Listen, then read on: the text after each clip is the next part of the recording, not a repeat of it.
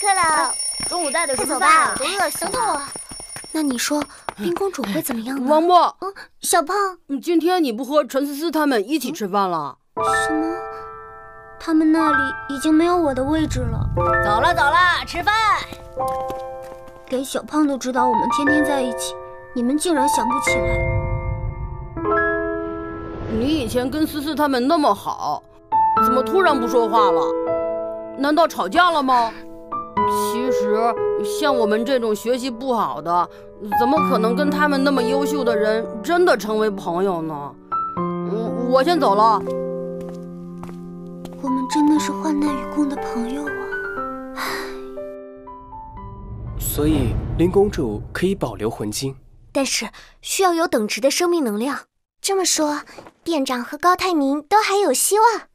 大家先尝尝，看我昨天新研制了几款蛋糕吧。糖分有助于思考，叶罗丽魔法，甜滋滋，轻飘飘，蓝莓青雨，柠檬慕斯，红丝绒巧克力。哇，太棒了，能吃到茉莉的蛋糕了。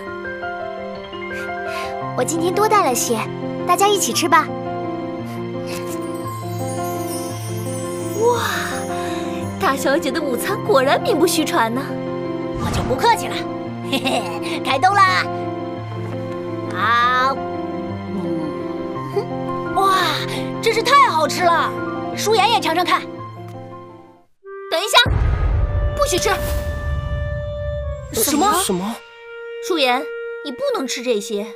茉莉的蛋糕你也不能吃。为什么？你要吃这个，世界上独一无二的，我特地准备的。什么呀？这么特别？到底是什么呀？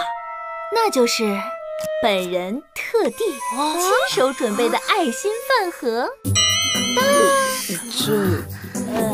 什么呀？这都糊了！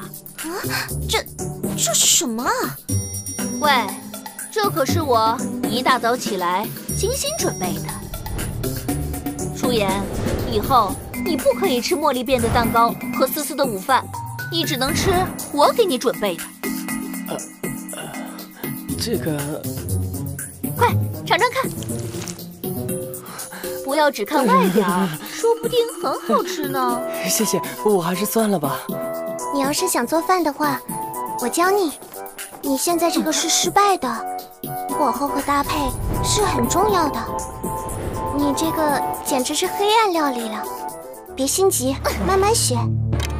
哼，你们就是瞧不起我是不是？怎么会呢？我们每天都是这样一起吃饭的啊。我们4个人。那个人怎么回事？好奇怪的感觉。思思，你怎么了？我总觉得遗忘了什么重要的事，到底是什么呢？